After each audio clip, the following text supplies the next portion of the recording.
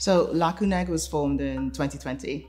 It was a direct response to some of the issues that were happening around the rehashing of Black Lives Matter. And it was about kind of like archiving African diaspora stories, narratives, histories, ways of being and doing things. It was a group of 9 amazing Black African diaspora women living in Wales mostly, but also living in the broader UK as well. As an artist and having recently set up this versioning company, the idea was about presenting this call to the group to see how we could respond to it. This whole installation is about capturing rebirth, transformation, but also Lacuneg, as we know, means black yard. So how could we best capture that? How could we recreate a yard in which people could come and walk and understand this journey that we're trying to present to them, this story of these 2 girls and what that means within the context of our history? One of the things that really affected this exhibition was where people use things that are easily accessible and make things out of them. And this is not just carnival. This goes back to our days when we had very few resources as people working on plantations, enslaved people working on plantations, and even beyond that, when slavery was abolished, and this brings in our emancipation focus, people still had very few resources. And with these few resources, they were able to create fabulous costumes out of paper. So paper was a very important resource for people on low incomes. And it was a very important creative resource for them. And we wanted to pay homage to that in some way. I was very, lucky to be invited to be involved in creating this space. And I think I went on a journey like everybody else as far as how we structured and how we built the space to correspond with all the ideas that were thought about, how we bring everything together, all ideas together basically.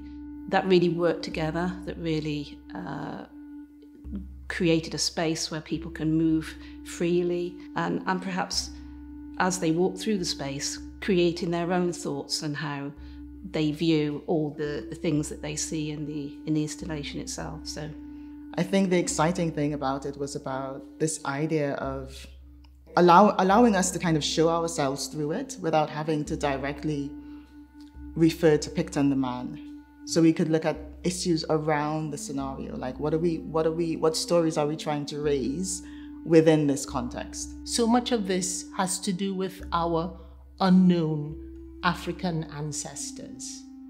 And we know that in their rituals, the pouring of pure things, libation, is so important. Pure water with beautiful salt, with lovely sugar, with gorgeous alcohol. We couldn't do that on a daily basis here. So we thought a sound libation would be the way to go about it. And so the sound is journeying us through our heritage to make a libation, we hope a beautiful libation, to purify and to amplify and to elevate these women, these girls. We often, as a people in our past, were not given the opportunity to be treated as children. We did not have those life phases in the way that we see them now. And that has a huge impact in terms of how our lives play out today, how we interact as a community, how we raise our children, how our families are structured. We've got a lot that we're trying to piece together as a community. Having this conversation is helping us, is healing us as well. This is part of our transformation. So what I wanted to do was capture that. Capture the childhood, capture the joy. And in capturing the joy, you're capturing resilience. It's this idea of how do we transform stories? How do we transform experiences? How do we move pain into joy? And it's all kind of rooted within masquerade, right? So it is carnival theory. It's performance theory in that sense. It's about transformation. It's about looking at pain, looking at suffering, and turning that into joy, turning that into song.